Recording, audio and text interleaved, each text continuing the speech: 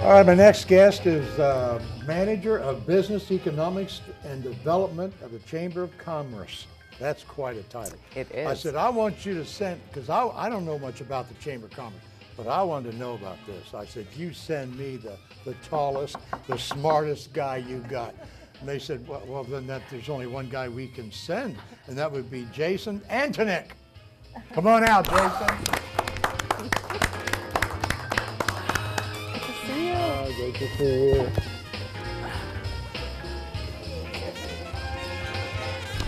Smartest guy ever, and I'm not too smart. I keep dropping my mic. How you doing, buddy? Glad you're here. Glad you're here.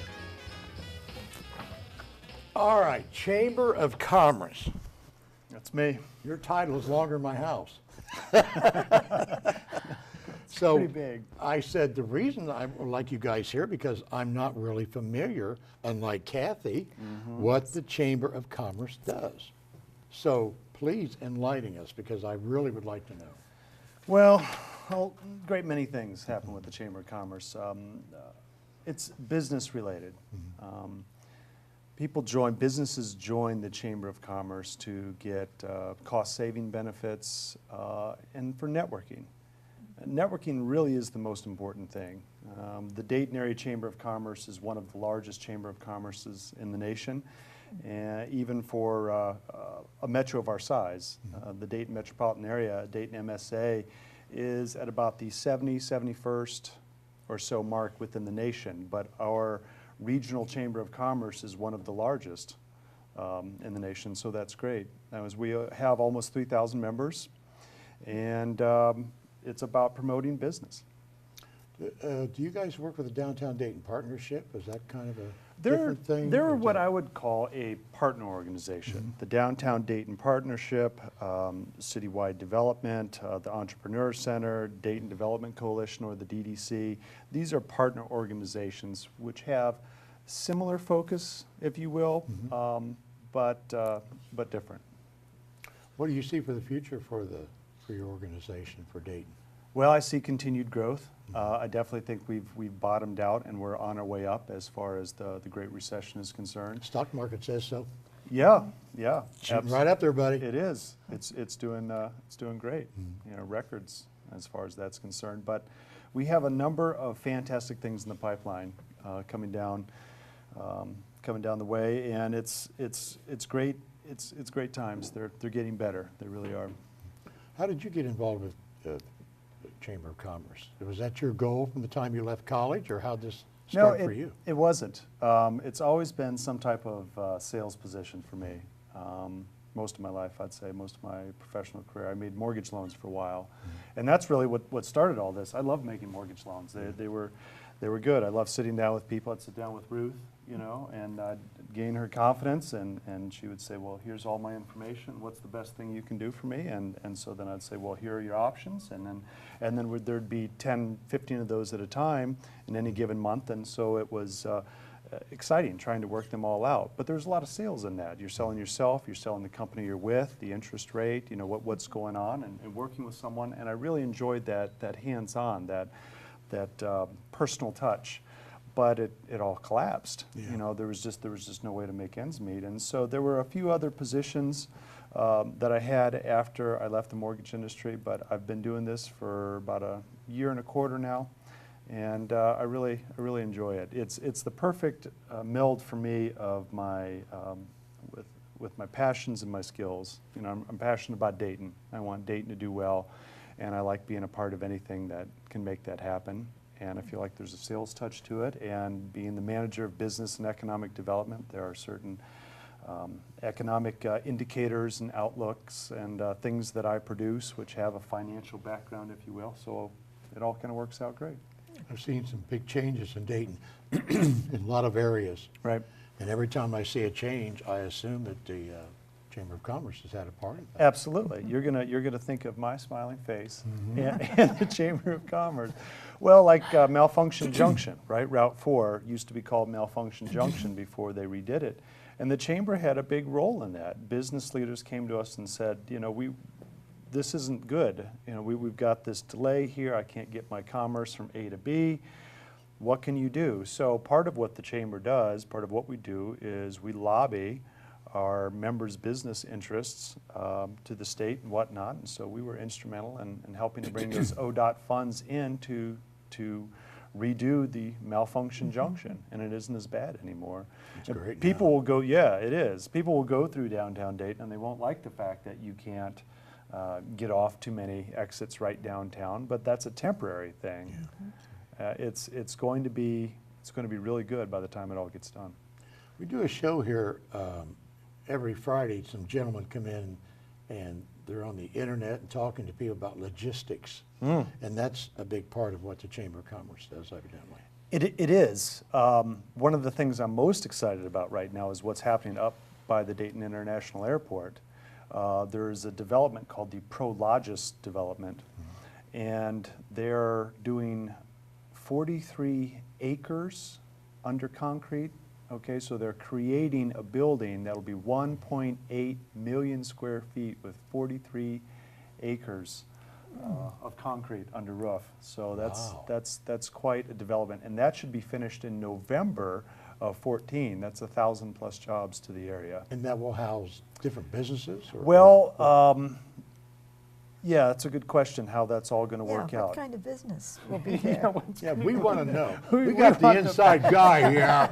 You better tell us, mister. Well, right now we're calling it Project Walnut because the end user doesn't want to be named just yet. But let's just say It's a tough nut to crack, huh? it is a tough nut to crack. Yeah. Yes. Zinger. I love it.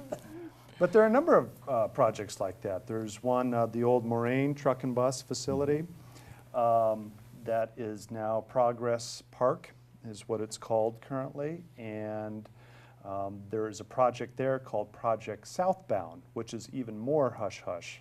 Very few people know who the end user on that's going to be. But that is a $250 million with a B, investment into that facility, $250 million to bring that up to snuff. So it won't be GM, but it seems to me, I don't know for sure, but it seems to me like some type of potentially maybe big automotive, I'm not sure. We don't know, it's just called Project Southbound. So that would be, I venture, 1,000 plus jobs.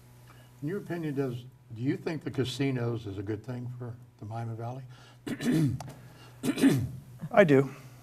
Good thing? Yeah, I do.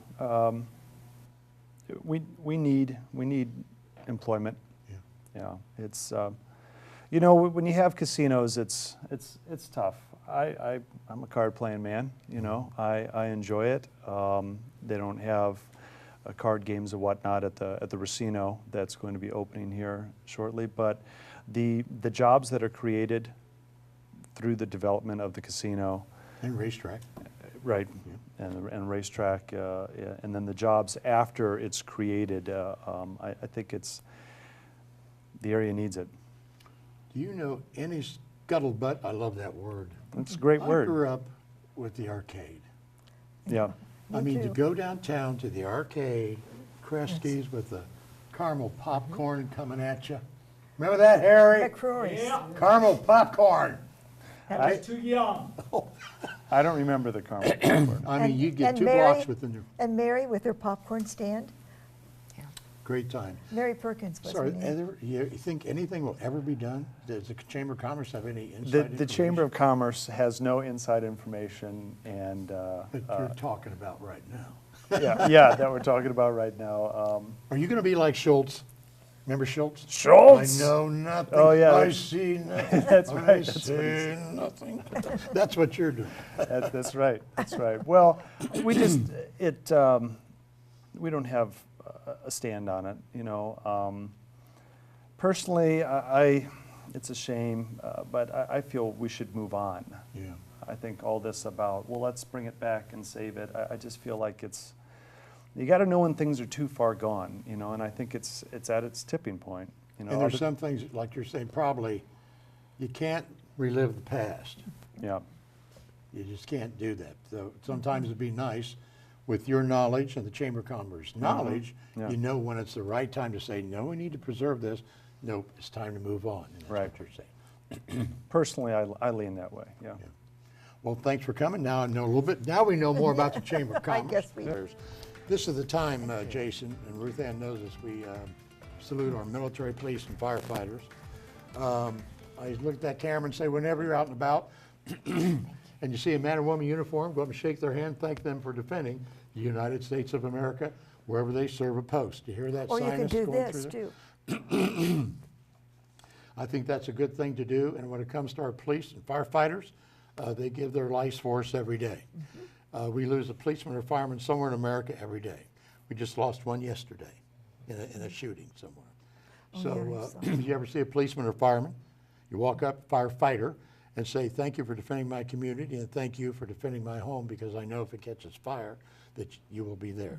So since we're not going to show the video, because I don't think there's quite enough time, I'm going to ask Jason to read the military salute, if you would. Thanks to all the servicemen and women and all veterans who have served this great nation, so we can live our lives in freedom. Freedom to choose our government, leaders, to worship as we choose. For these men and women that serve and give their lives, we salute and honor you. For all your sacrifices, God bless and protect you, and God bless America. Yes. Thank you very much, appreciate that. So like I say, whenever you're out and about, you see them, they appreciate it. When you walk up and say, hey you, they go, yeah, thanks for defending the United States of America and do that. everything you do. Yes. I do that. That's I like it. good. It's a great thing to do. I have something I could pitch. What's that?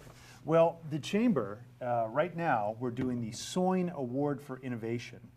And the Chamber, in conjunction with the Soin family, we're giving away $25,000 to an up-and-coming business that's going to have a new product or service which will show improvement for that company, provide economic development in the area, increase employment, and that is going to run till February 14th. It's the Chamber's Soin Award for Innovation. Wow, that's super. 25,000. Great idea. Yeah. Isn't that great? Yes. Well, I think we had a pretty good show. Before I thank my guest, I want to apologize that David Letterman was supposed to be here tonight, but we ran out of time, so I'll have to reschedule David Letterman.